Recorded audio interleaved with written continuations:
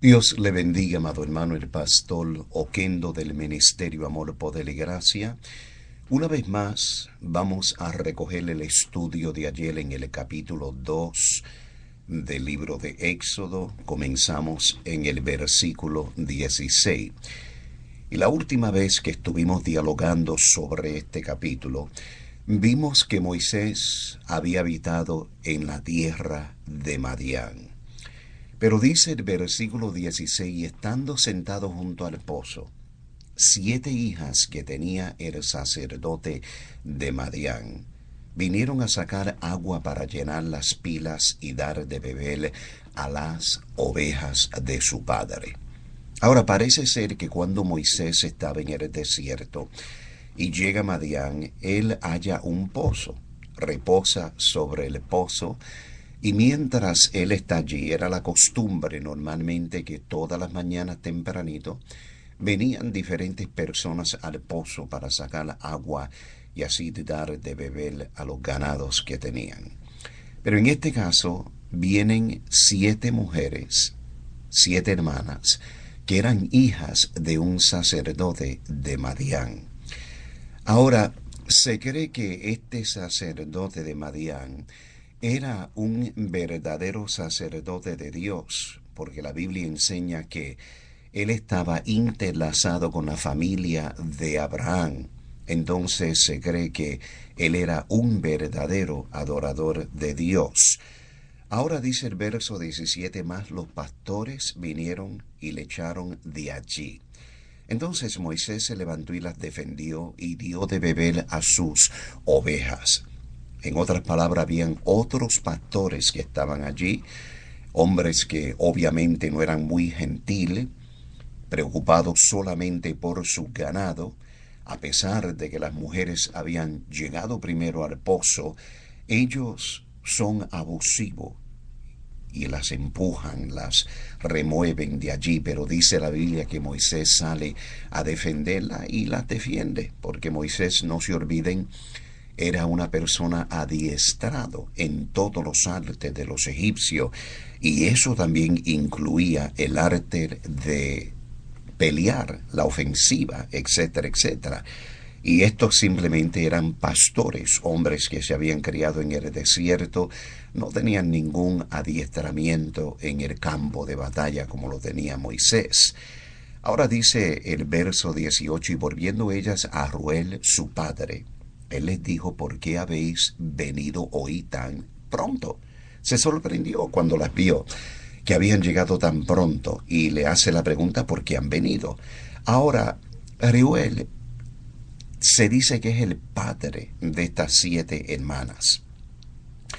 Nosotros entendemos que normalmente el padre de estas 7 hermanas se llamaba Jetro. Ahora, hay una gran posibilidad de que Jetro originalmente, o mejor dicho, Reuel originalmente era el padre de estas muchachas, no cabe duda, pero que era el abuelo en realidad de estas muchachas. Hay varios términos que se usan para padre en el arameo que simplemente significan abuelo. Posiblemente él era el abuelo y Jetro era originalmente el padre de las muchachas. Dice el versículo 19, ellas respondieron, un varón egipcio nos defendió de mano de los pastores y también nos sacó agua y dio de beber a las ovejas. Ellas más o menos deducieron que él era un egipcio, simplemente porque tenía todavía la vestimenta que lo identificaba como los egipcios. Entonces ellas le cuentan al padre todo lo que había ocurrido, como le dio de beber a las ovejas y también le sacó el agua del pozo y las defendió de los pastores abusivos. Ahora dice el verso 20, y dijo a sus hijas, ¿dónde está? ¿Por qué habéis dejado a ese hombre? Llámale para que coma.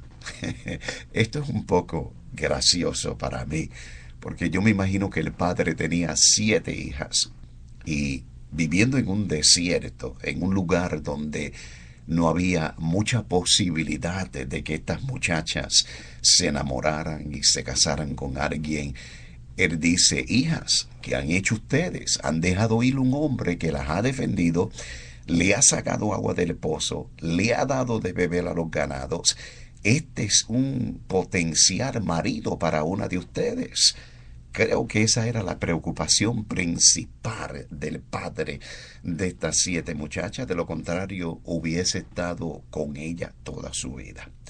Pero dice el versículo 21, y Moisés combinó en morar con aquel varón, y él dio su hija Séfora por mujer a Moisés. Entonces Moisés se casa por primera vez, tiene una esposa que se llama Séfora, y dice el verso 22, y ella dio a luz un hijo, y le puso por nombre Gersón, porque dijo, forastero soy en tierra ajena.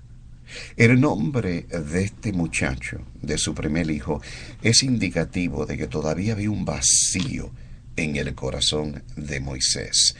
Un vacío no tanto por la tierra de Egipcio, sino más bien por su familia, su pueblo, sus hermanos que todavía estaban allí bajo el sufrimiento y la tiranía del faraón que existía.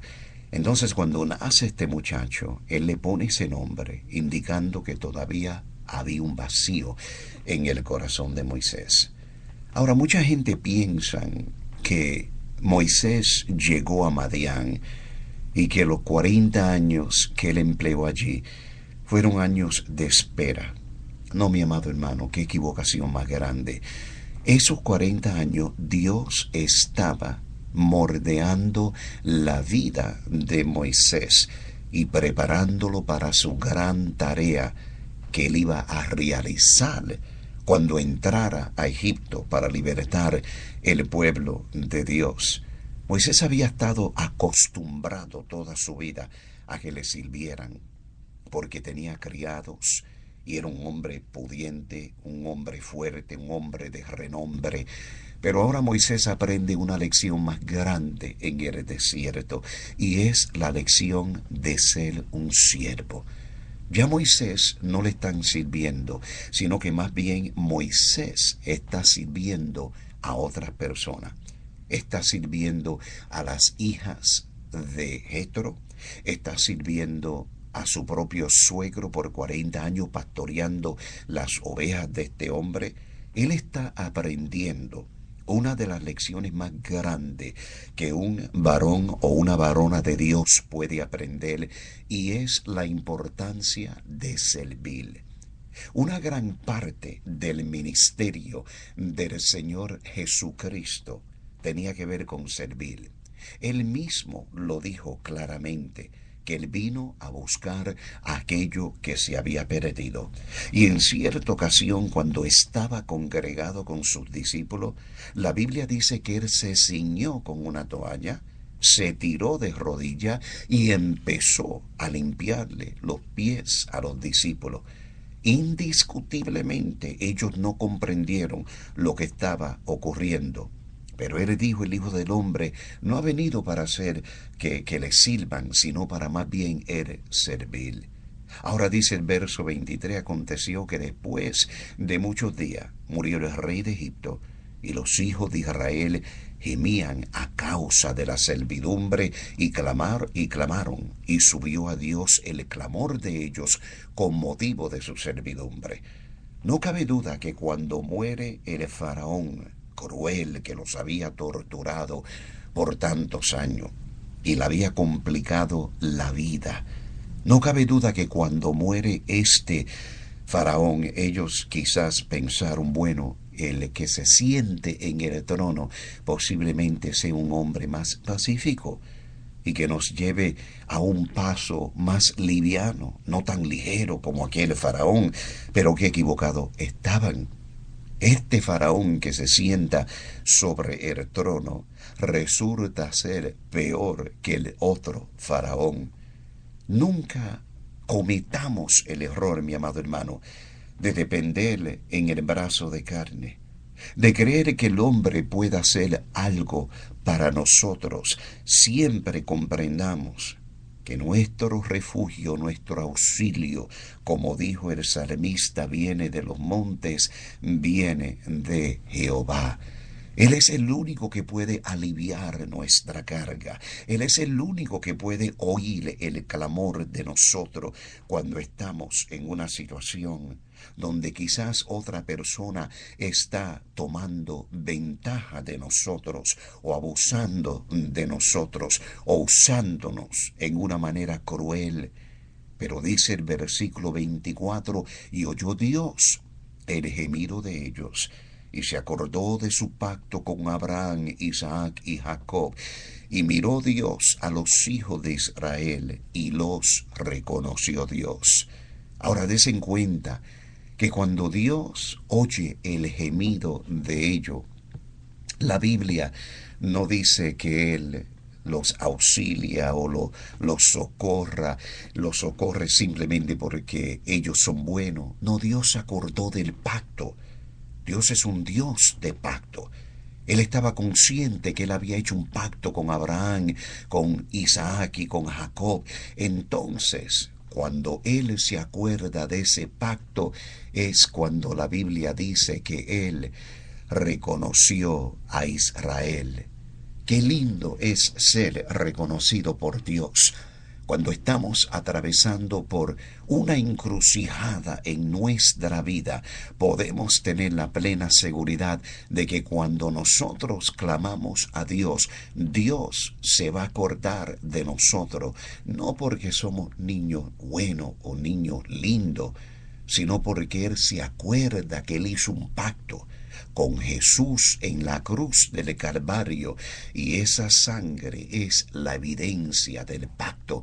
Y cuando clamamos a Dios, Él mira el pacto que hizo con su Hijo, se acuerda de ese pacto, y ahí es cuando Él viene a socorrernos a nosotros. Así que, mi amado hermano, Dios le bendiga. En nuestro próximo estudio estaremos entrando en el capítulo 3 de Éxodo. Sean tan amables de compartir este pensamiento en su página personal. De esa manera podemos alcanzar más personas con la palabra de Dios. Tengan un buen fin de semana. Dios le bendiga. Y si Dios permite, nos estaremos reuniendo el lunes una vez más.